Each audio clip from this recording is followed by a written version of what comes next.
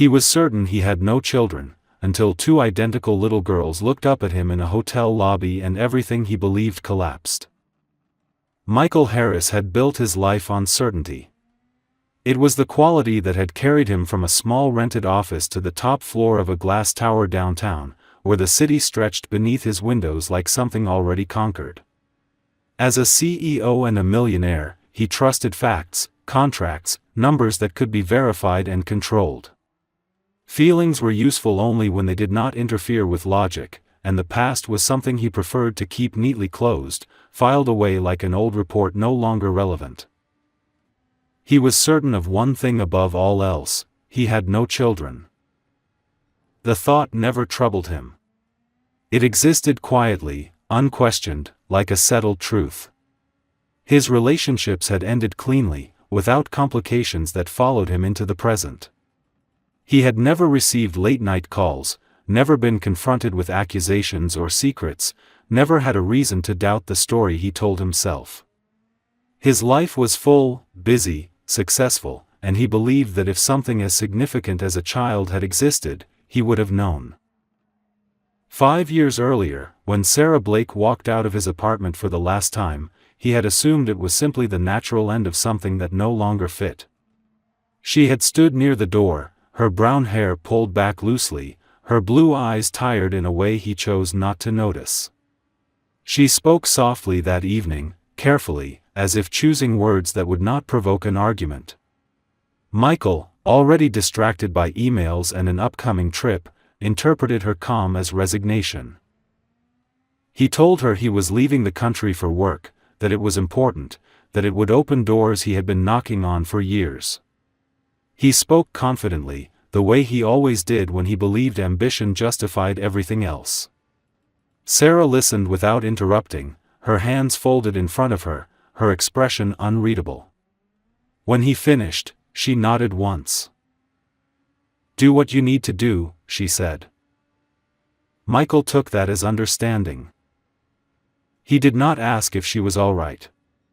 He did not ask if there was anything else she wanted to say. He kissed her on the cheek, promised they would talk soon, and left with the comfortable assumption that some things simply resolved themselves without effort.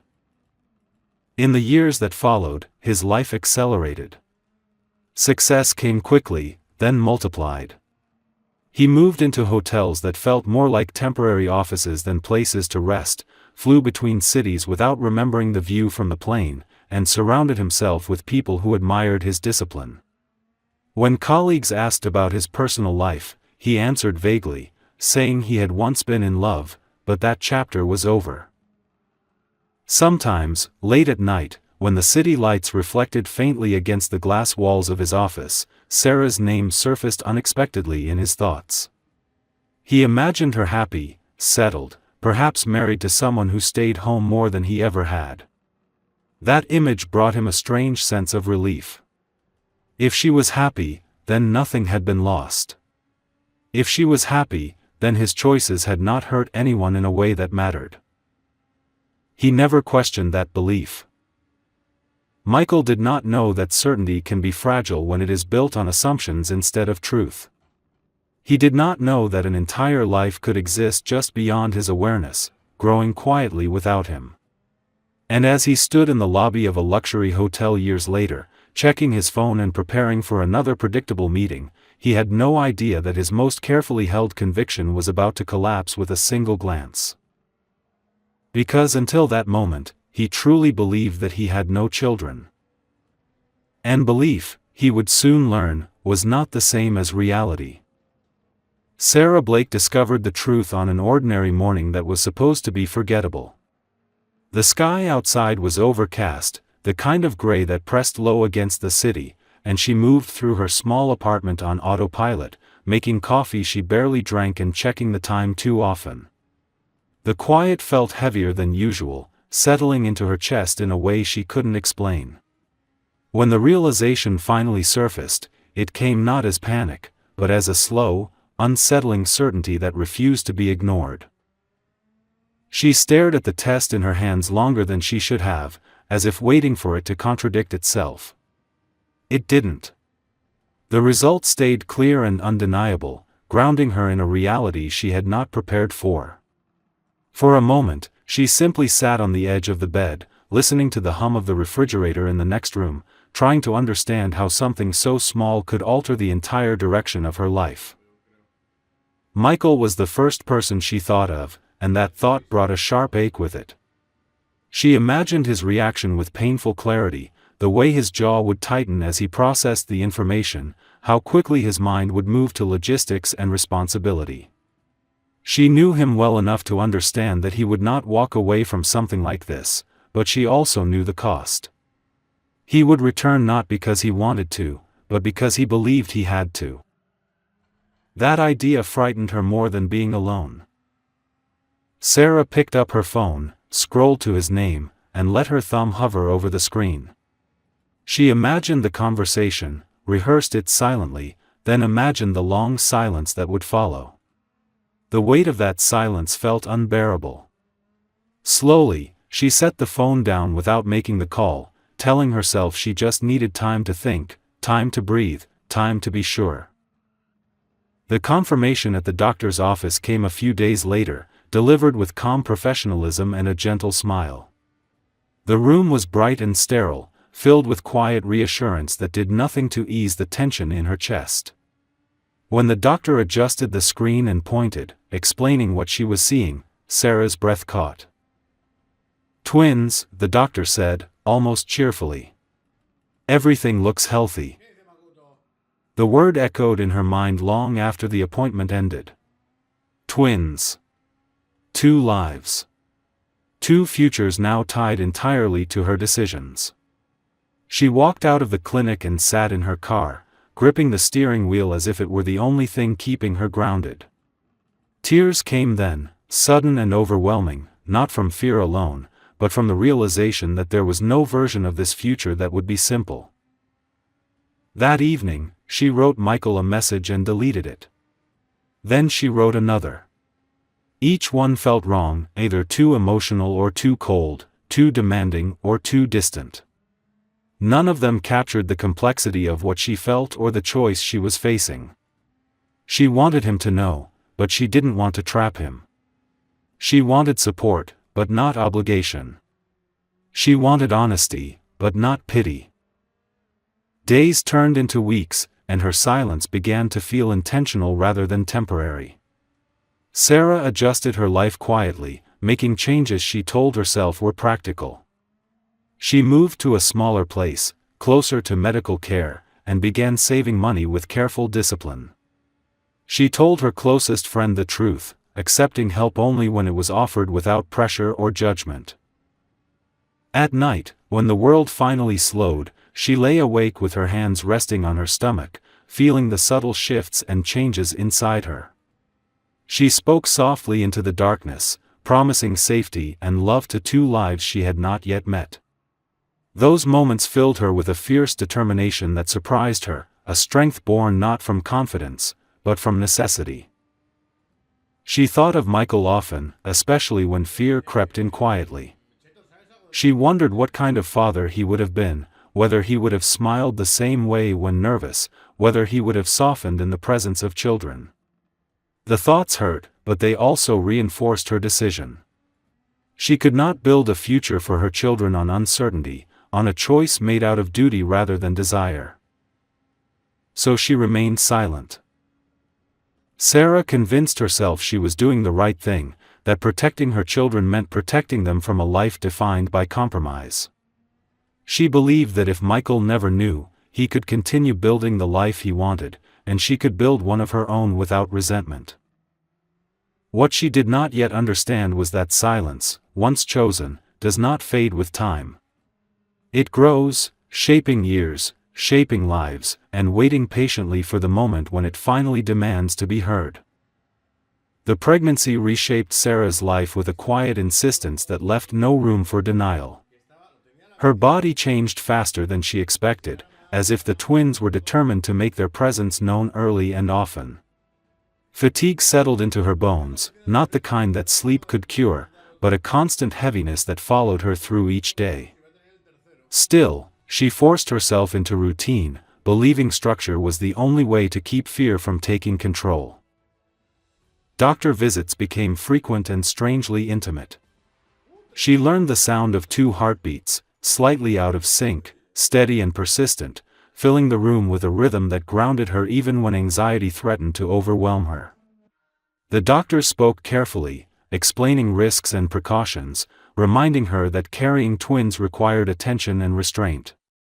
Sarah listened closely, asked questions, and followed instructions with disciplined focus, determined not to leave anything to chance. There were nights when the silence of her apartment felt unbearable. She would sit on the couch, one hand resting on her stomach, the other wrapped tightly around a mug of tea gone cold, and let the weight of everything press in.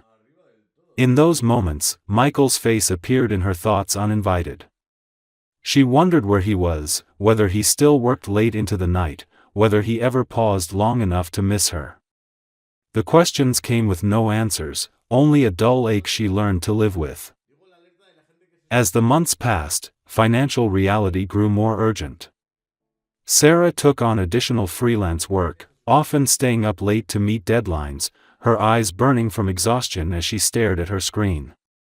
She cut expenses without hesitation, sold things she once loved, and accepted help only when it was offered gently and without expectation. Pride had no place here. Survival demanded practicality. The physical strain intensified in ways she hadn't anticipated. Simple movements left her breathless. Swelling became constant, and there were days when standing too long made her dizzy. More than once, she ended up in the emergency room late at night, the bright lights and hurried voices heightening her fear as she waited to hear whether everything was still all right. Each time, she was reassured, but the message was always the same. She had to be careful. She had to slow down. Slowing down forced her to think. Sarah began writing in a notebook she kept hidden in a drawer, filling page after page with thoughts she never planned to share. She wrote letters to her unborn daughters, describing the world she hoped to give them, the values she wanted them to grow up with, the strength she was learning to find within herself. Sometimes she wrote to Michael too, not accusations or pleas, but quiet explanations of choices he would never know she made. Writing became a way to breathe, a place where fear and love could exist side by side without judgment.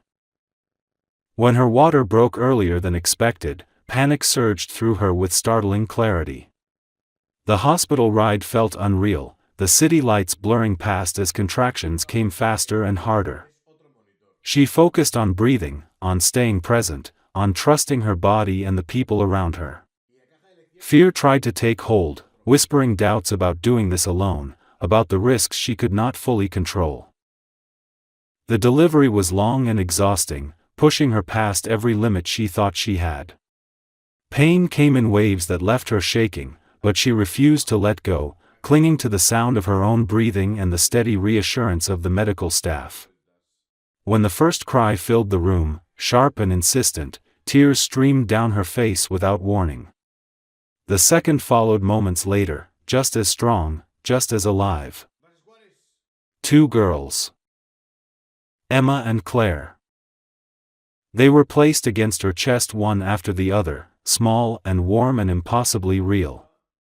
Their blonde hair was damp, their blue eyes barely open, their tiny hands curling instinctively as if searching for something to hold on to.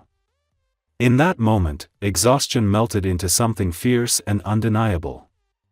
Love, raw and overwhelming, settled deep into her chest, anchoring her completely.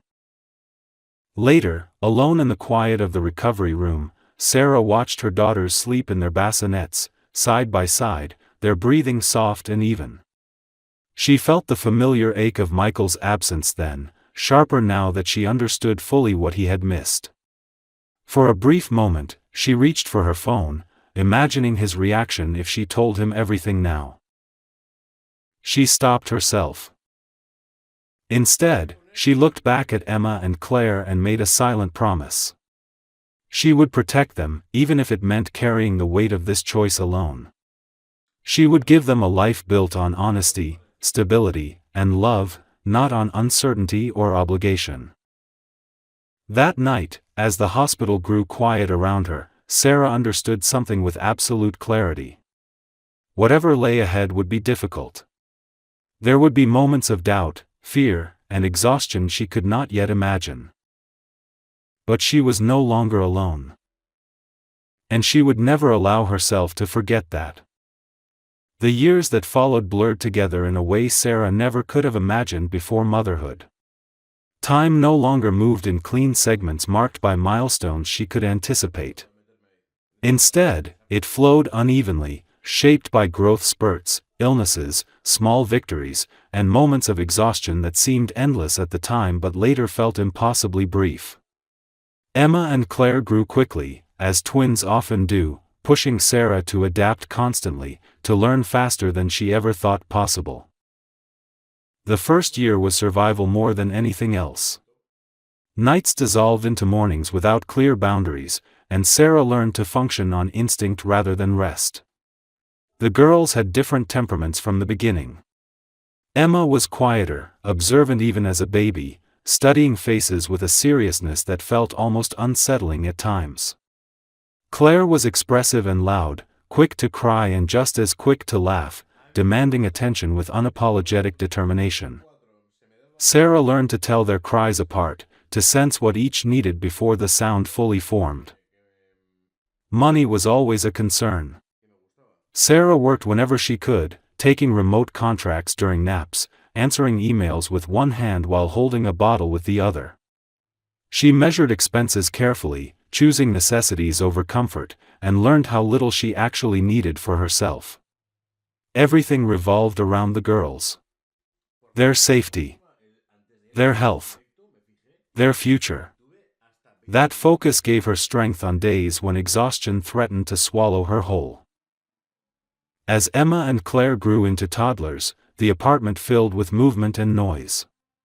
Toys scattered across the floor, tiny shoes appeared in unexpected places, and laughter replaced the constant crying of infancy. Sarah watched them interact with quiet amazement, fascinated by the bond they shared. They fought, made up, protected each other, and communicated in ways that often excluded the rest of the world. It was beautiful and intimidating all at once. There were moments when Sarah allowed herself to imagine Michael in their lives. She wondered how he would react to their questions, how he would respond to Emma's thoughtful silences or Claire's endless energy. Sometimes she caught herself smiling at those imagined scenes, only to feel the familiar guilt settle in afterward. She reminded herself of the reasons she had stayed silent, repeating them like a mantra when doubt crept in late at night. By the time the girls turned 4, life had found a fragile rhythm. Sarah had moved again, this time to a place that felt less temporary, closer to schools and parks, closer to something resembling stability. Emma and Claire started preschool, clinging to Sarah's legs on the first day before running off hand in hand without looking back. Sarah stood there long after they disappeared inside, her chest tight with pride and a sharp sense of loss she hadn't anticipated. It was during these years that Sarah began to notice how often strangers commented on the girls' appearance. Their blonde hair, their bright blue eyes, the way they looked so alike yet carried themselves so differently. People smiled, asked questions, joked about future heartbreakers. Sarah smiled back, answered politely, and deflected anything that felt too personal. She had grown used to guarding her story carefully, sharing only what felt safe. The hotel became part of her life almost by accident. What began as temporary work turned into a steady position, one that offered flexibility and just enough income to ease the constant financial pressure. It wasn't glamorous, but it was reliable. Sarah appreciated the structure, the quiet professionalism, the way she could focus on tasks without emotional complication. The hotel was a place where she was simply competent and efficient, not defined by her past or her fears. Emma and Claire loved visiting her there on quiet afternoons, marveling at the polished floors and tall windows. They treated it like a small adventure, holding Sarah's hands tightly as they walked through the lobby, their reflection stretching across the marble beneath their feet. Sarah watched them closely in those moments, unaware that the setting she considered neutral would one day become the place where everything she believed about the past would collide with the present. For now, life felt manageable. Not easy, but honest. Sarah had built something real with her daughters, something rooted in consistency and love rather than regret. She told herself that knowing the truth someday would be enough for the girls, that they didn't need more than what she could give them. She believed that the past had settled quietly behind her. She did not yet understand that some truths wait patiently, allowing years to pass, until the moment they are ready to be seen. The day everything changed began like any other, wrapped in routine and small, manageable expectations. Sarah woke early, helping Emma and Claire into matching dresses they had chosen themselves, both insisting on the same color but for entirely different reasons. Emma liked the softness of the fabric, while Claire liked the way it twirled when she spun in circles across the bedroom. Sarah watched them with a tired smile, unaware that this ordinary morning would divide her life into before and after. The hotel was busy that afternoon, filled with the quiet tension that always accompanied high-profile guests. Sarah moved through the lobby with practiced ease, greeting colleagues, answering questions, and keeping a watchful eye on the girls, who sat nearby drawing at a small table she had set up for them. They were used to waiting, used to staying close, and they behaved with the quiet confidence of children who felt safe. Emma was the first to notice him. She stopped coloring mid-stroke, her gaze lifting toward the entrance. Claire followed her attention seconds later, curiosity pulling her to her feet. Sarah was turned away, focused on a tablet in her hands, until she felt the shift in the air, the kind of instinctive awareness that made her look up without knowing why. Michael stood near the reception desk. Time seemed to slow, stretching each second painfully thin. He looked older, more composed, dressed in a tailored suit that fit him perfectly, his blonde hair neatly styled, his blue eyes scanning the lobby with distracted focus. For a brief, disorienting moment, Sarah wondered if exhaustion had finally caught up with her, if her mind had reached for an old memory and dressed it up as reality. Then he turned. Their eyes met across the lobby, and recognition struck instantly, sharp and undeniable. Michael froze, his expression shifting from polite indifference to stunned disbelief. Sarah felt her chest tighten as years of silence, fear, and unresolved emotion crashed into her all at once. She should have looked away. Instead, she stood still. Michael took a step forward without realizing he was moving. His gaze dropped, drawn inexplicably to the two little girls now standing beside Sarah. Emma held Claire's hand tightly, both of them watching him with open curiosity. The resemblance hit him like a physical blow. The blonde hair, the unmistakable blue eyes, the familiar shape of their faces that mirrored his own in a way no coincidence could explain. His breath caught. For a moment, the lobby faded into background noise. Conversations blurred, footsteps echoed distantly, and all Michael could see were the children standing in front of the woman he once loved. His mind raced, rejecting the possibility even as his instincts screamed the truth. Sarah felt exposed in a way she never had before. Every reason she had clung to over the years suddenly felt fragile under the weight of reality. She straightened instinctively, positioning herself slightly in front of the girls, not to hide them, but to anchor herself. "Sarah?" Michael said finally, his voice unsteady. "Yes," she replied quietly. Silence stretched between them, thick with everything that had been left unsaid. Michael's gaze flicked back to the girls, his jaw tightening as understanding slowly, painfully took shape. "How old are they?" he asked, already knowing the answer. 5, Sarah said. The number landed heavily. 5 years. 5 years of birthdays, first words, scraped knees, bedtime stories. 5 years he had never known existed. "They're yours," she said before he could ask. It wasn't an accusation. It wasn't a confession. It was simply the truth. Michael felt the floor shift beneath him.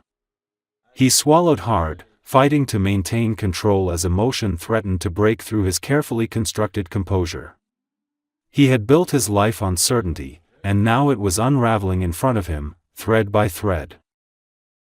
Emma tilted her head slightly, studying his face with quiet intensity. "Mom," she whispered, "why does he look like us?" Sarah closed her eyes briefly, then opened them again, her voice steady despite the storm inside her. "Because," she said softly, "he's your father." Michael's eyes filled despite his efforts to remain composed. He dropped to one knee instinctively, bringing himself to their level, his hands trembling slightly at his sides. "Hi," he managed. "I'm Michael." Claire smiled, immediate and fearless. "I'm Claire," she said brightly, pointing to her sister. "And she's Emma." Something inside Michael shattered completely. In that moment, surrounded by the polished elegance of the hotel lobby, he understood with devastating clarity what he had lost. The life he had assumed moved on without him had been living quietly, growing, waiting in a place he never thought to look. And for the first time in years, certainty abandoned him entirely, leaving behind only one undeniable truth. He was a father. And he was 5 years too late. Michael did not remember how he left the lobby or how he ended up sitting in a quiet corner of the hotel cafe with Sarah across from him and the girls between them. Everything after that first shock felt unreal, as if his body was moving on instinct while his mind struggled to catch up. Emma sat very straight, her small hands folded in her lap, watching him with intense focus. Claire swung her legs under the chair, humming softly, already less tense, as if she had decided he was not a threat. Sarah was the calmest person in the room, and that frightened Michael more than anger would have. Her composure was not cold, but practiced, the kind that came from years of handling everything alone. He realized then that this was not a moment she had imagined or prepared for. It was simply something she had always known would happen eventually. "You were sure I was happy with someone else," she said quietly, not accusing, not defensive, just stating a fact. Michael nodded slowly. "I told myself that for years. It made it easier to live with everything." "With leaving," Sarah replied gently. "Yes," he admitted. "With leaving." He looked at the girls again, searching their faces for himself and finding far more than he expected. The way Emma frowned slightly when she concentrated, the way Claire smiled without hesitation, trusting the world to meet her halfway. These were not abstract ideas or missed possibilities. They were real children with personalities, habits, and a life he had never touched. "Why didn't you tell me?" he asked, his voice low but steady, though it took effort to keep it that way. Sarah inhaled slowly before answering. "Because I knew you would come back out of responsibility, not choice. And I couldn't build their lives on that." The truth of it cut deeply, precisely because he knew she was right. He had always done what was expected of him, what was logical, what maintained control. Love, when it complicated things, had been postponed. He stared down at his hands, noticing for the first time that they were shaking. "I would have stayed," he said quietly. "You didn't stay when there was nothing holding you," she replied. "I couldn't risk you leaving again when there was." Silence followed, heavy but not hostile. The girls sensed it too. Emma leaned closer to Sarah, while Claire reached out and touched Michael's sleeve with open curiosity. "Are you sad?" Claire asked him simply. Michael swallowed. "A little," he said honestly. She nodded, satisfied with the answer, and went back to swinging her legs. That small exchange broke something open in him. He realized that whatever anger or confusion he felt mattered less than what stood in front of him now. Two little girls who did not know his mistakes, only his presence in this moment. "I don't want to disappear," he said, looking at Sarah again. "I don't want to be someone they meet once and then never see again." Sarah studied him closely, weighing his words not against his emotions, but against his history. "Then don't make promises," she said. "Just show up. Again and again. That's the only thing that matters." "I can do that," Michael replied immediately, then stopped himself. "No. I will do that." The rest of the afternoon passed slowly and awkwardly. Michael walked with them through the hotel garden, keeping his distance but staying close enough that the girls could see him whenever they turned around. Emma asked careful questions about where he lived and what he did, while Claire asked if he liked ice cream and whether he could run fast. He answered everything, even when he didn't know how to explain his world to children who had never needed it. When it was time for Sarah to leave, Michael felt a sharp panic rise in his chest. He was not ready for the moment to end, not ready to return to a life that now felt incomplete. "I'll call," he said quickly, then paused, unsure if that was too much. Sarah nodded once. "You can." As they walked away, Claire turned back and waved enthusiastically. Emma hesitated, then gave him a small, serious nod. Michael stood there long after they were gone, the hotel suddenly too quiet, too empty. He understood now that certainty had been an illusion, and that the most important part of his life had existed without him, not out of cruelty, but out of necessity. For the first time in years, he did not know exactly what the future looked like. But for the first time, he knew where he needed to be. The weeks that followed tested everyone in ways none of them could have fully anticipated. Michael did not attempt to force himself into a role he had not earned, and Sarah noticed that restraint immediately. He called when he said he would, arrived when he promised, and left when it was time without lingering or trying to negotiate more than she was ready to give. There were no dramatic speeches, no attempts to rewrite the past with apologies that sounded rehearsed. Instead, there was consistency, quiet and deliberate. At first, their meetings took place in neutral spaces. Parks, cafes with children's corners, open areas where Emma and Claire felt comfortable and free. Michael learned to sit on the ground without caring who saw him, learned to push swings, learned the precise way Claire liked her hair tied and how Emma needed time before answering questions. He observed more than he spoke, absorbing details as if they were instructions he could not afford to forget. Sarah watched closely, never relaxing completely. She noticed how Michael always looked to her before making decisions, how he asked permission instead of assuming it. When the girls grew tired or overstimulated, he didn't protest when Sarah said it was time to go. That mattered more than she wanted to admit. Trust, she reminded herself, was not built through emotion, but through repeated respect. There were moments of tension too. One afternoon, Michael brought small gifts without warning, and Sarah's expression hardened instantly. He caught it immediately and apologized, explaining he hadn't thought it through. He didn't argue when she told him it was too soon. He took the gifts back to his car and never mentioned them again.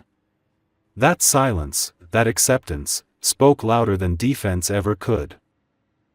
Emma remained cautious. She asked thoughtful questions that revealed how much she understood without fully comprehending. "Are you going to leave like other people do?" she asked one day, her voice quiet but direct. Michael knelt in front of her, careful not to make promises he couldn't guarantee. "I'm here right now," he said. "And I plan to keep coming back." Emma considered that carefully, then nodded. It was not forgiveness, but it was something close to allowance. Claire, on the other hand, accepted him with effortless warmth. She climbed onto his lap without asking, told him long, rambling stories that made little sense, and laughed freely when he joined her games without hesitation. Michael cherished those moments, even as he understood that trust came differently for each child. At night, when the girls were asleep, Sarah found herself thinking about Michael more than she wanted to. She replayed his actions, not his words, comparing them to the man she had once known. He seemed quieter now, less certain, shaped by something that looked like humility. That scared her. Change could be temporary. Effort could fade. Still, cracks appeared in the walls she had built so carefully. One evening, after a long day, she invited Michael inside for the first time since the hotel. The apartment was modest, filled with toys, drawings taped to the walls, and the unmistakable signs of a life built around children. Michael stepped in slowly, visibly aware that he was entering a space he had not helped create. "This is our home," Sarah said, not defensively, but firmly. "It's beautiful," he replied, and meant it. The girls showed him their room with pride, pointing out favorite toys and arguing over which bed was whose, even though they were identical. Michael listened, smiled, asked questions, and followed their lead. When it was time for him to leave, he didn't linger, didn't try to extend the evening. He hugged the girls gently and thanked Sarah for trusting him enough to let him in. After the door closed behind him, Sarah leaned against it and closed her eyes. Her heart felt heavy, but not with fear alone. There was something else there now, something she hadn't allowed herself to feel for a long time. Hope. She hated how easily it slipped in, uninvited and persistent. She hated that a part of her wanted to believe that this time might be different. More than anything, she hated how much that hope made her vulnerable. Because if Michael failed them now, the damage would not be hers alone. And yet, as the days continued and he kept showing up, Sarah began to understand that the hardest risk she had ever taken was not raising her daughters alone. It was deciding whether to let someone else stand beside her. The moment Sarah realized things had truly changed did not come with a confession or a dramatic promise. It arrived quietly, almost unnoticed at first, woven into the rhythm of ordinary life that had slowly reshaped itself around Michael's presence. He was no longer a visitor whose arrival disrupted the day. He had become part of it, someone whose absence was now felt when he wasn't there. Months passed, steady and uneventful in the best possible way. Michael adjusted his schedule without announcing it, declining trips that would take him away for too long, rearranging meetings so he could be present for school pickups and small moments that once would have seemed insignificant to him. He learned the names of Emma and Claire's teachers, attended school events without drawing attention to himself, and sat through performances where the girls waved at him from the stage, their faces lighting up when they found him in the crowd. Sarah watched all of it with cautious disbelief. She noticed how Michael never complained about the chaos, how he listened when she spoke, really listened, even when the conversation was about something as simple as a bad day or a broken toy. He didn't try to fix everything. Sometimes he just stayed quiet, offering presence instead of solutions, and that mattered more than he understood. There were difficult conversations too. One evening, after the girls had gone to bed, Sarah finally voiced the fear she had carried for years. She spoke about the nights she had cried alone, about the exhaustion that had nearly broken her, about the resentment she was afraid to feel now that he was here. Michael didn't interrupt. He didn't defend himself. When she finished, he admitted that hearing it hurt, but that it should hurt, because it was the truth. "I can't undo what I missed," he said. "But I can take responsibility for what comes next." For the first time, Sarah believed him. The girl sensed the shift before either adult named it. Emma began to relax around him, no longer watching his movements with quiet suspicion. She started sharing her thoughts freely, asking him for help with homework, sitting close to him on the couch while reading. Claire had long since claimed him as hers, announcing proudly to strangers that he was their dad, daring the world to challenge it. The day Emma introduced Michael as her father at school without hesitation, Sarah stood frozen for a moment, her heart pounding. She looked at him, ready to see panic or uncertainty, but instead she saw something steady and certain in his expression. He accepted the word not as a title he demanded, but as a responsibility he carried carefully.